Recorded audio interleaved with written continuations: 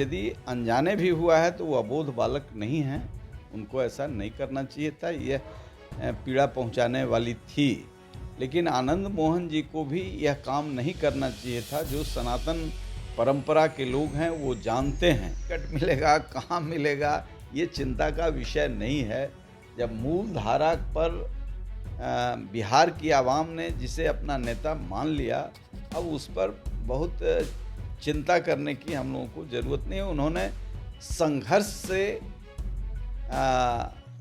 इस पार्टी को एक नई ऊर्जा दी है। एक सवाल चल रहा है इन दिनों, मनोज झा हैं राज्यसभा सांसद, उन्होंने एक कविता पढ़ा था संसद के अंदर और उसके बाद जो है बवाल शुरू हो गया है। कहा जाए एक तरीके से तो क्षत्रिय जो है वो सोच रहे हैं कि हमारे ऊपर ये है और कई तरह के बयान सामने आ रहे हैं। आनंद मोहन की तरफ से बयान आए हैं, उनके बेटे जो कि आरजेडी में खुद विधायक हैं उनका बयान सामने आया है।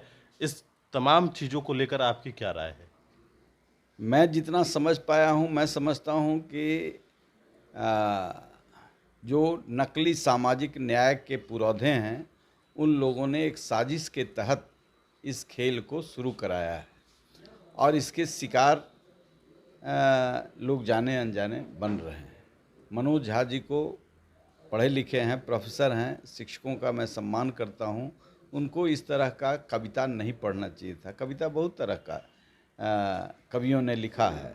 अब तो दलित साहित्य है, बैकवर्ड साहित्य है, सवर्ण साहित्य है, साहित्यों की भी कई लेयर हैं। क्या वाकई में ही वो कविता ठाकुरों को टारगेट किया गया है जैसा लोग बोल रहे हैं? देखिए, यदि अनजाने भी हुआ है तो वो अबोध बालक नहीं हैं, उनको ऐसा नहीं करना चाहिए था। यह पीड़ा पहुंचाने वाली थी, लेकिन आनंद मोहन जी को भी यह काम नहीं करना चाहिए था। जो सनातन परंपरा के लोग हैं वो जानते हैं।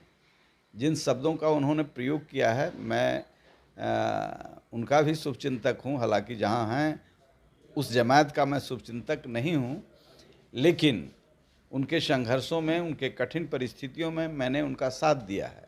और इस तरीके से हमारे के यहाँ ब्राह्मण का मतलब सिर्फ ब्राह्मण जाति से नहीं है। हमारे के यहाँ वाल्मीकि भी ब्राह्मण थे, रसखान भी ब्राह्मण थे। इस्लाम में जानने वाले लोग भी तुलसी के मानक मूल्यों के संवाहक बने हैं, कृष्ण के संवाहक बने हैं। राम को शिक्षा देने वाले कौन थे? मैं सवाल करता हूँ। इसलिए यह खेल उचित नहीं है। समाज में जो राजनीतिक लाभ के लिए, क्षुद्र राजनीतिक लाभ के लिए जो एक दूसरे को ब्लेम कर रहे हैं, हमारे पुरखों का जो एक उजयमान और उत्कृष्ट भाल के साथ समाज में जो दर्प है, वह घमंड नहीं है, वह विश्व मानवता को संदेश देने वाला है। इसलिए इसको संभाल के रखना चाहिए और इसको नष्ट करने के लिए जो साजिश चलाई जा रही है, जो अभी कह रहे थे कि तुलसी रामायण में ये है, उनको हमने नसीहत अभी हाल में दिया था कि वाल्मीकि रामायण पढ़ लीजिए, आपका चश्मा बदल जाएगा, दिमाग ठीक हो जाएगा। तो वहाँ से पूरा नहीं हुआ तो ये दूसरा खेल चल रहा है। इसलिए इस लड़ाई का मैं पक्षधर नहीं हूँ और इसका निस्तार लोगों को अपने आत्मनियंत्रण से करना चाहिए। आपकी पार्टी का क्या स्टैंड होगा? क्या सीट वगैरह मिलेगा? हाजीपुर से लड़ेंगे चिराग पासवान या फिर इसी तरीके से? देखिए, चिराग एक दे दीप्यमान प्रखर ज्योति के रूप में समाज के सभी वर्ग, सभी धर्म के संवाहक के रूप में स्थापित हो चुके हैं बिहार में। अब कौन टिकट मिलेगा, कहाँ मिलेगा, ये चिंता का विषय नहीं है। जब मूल धारा पर बिहार की आवाम ने जिसे अपना नेता मान लिया, अब उस पर बहुत चिंता करने की हम लोगों को ज़रूरत नहीं है। उन्होंने संघर्ष से इस पार्टी को एक नई ऊर्जा दी है, नई ताकत दी है। ये पार्टी भविष्य का सृजनकारी पार्टियों में राज्य के निर्माण का, बिहार फर्स्ट, बिहार को, बिहारियों को फर्स्ट बनाने का संकल्प तीव्र गति से चल रहा है और यह गांव खेत खलिहान में चला गया है। इसलिए इसकी चिंता न इसके दल के लोगों को है, न राष्ट्रीय अध्यक्ष को। सवाल ये भी है कि आप उनके जो परिवार में चाचा हैं उन्होंने फिर बयान दिया है इन दिनों कि हाजीपुर तो किसी भी हालत में किसी भी सूरत में हम ही लड़ेंगे।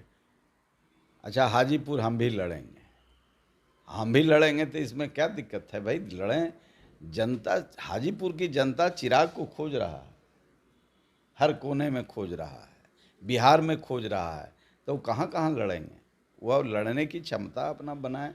लड़ने के लिए तो कोई पहले ही अखाड़ा में जाके चित्ते लेट जाता है कि हम आए लड़ने के लिए, लेकिन आंख लिए।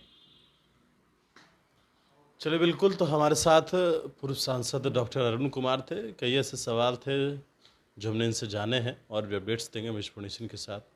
नमस्कार।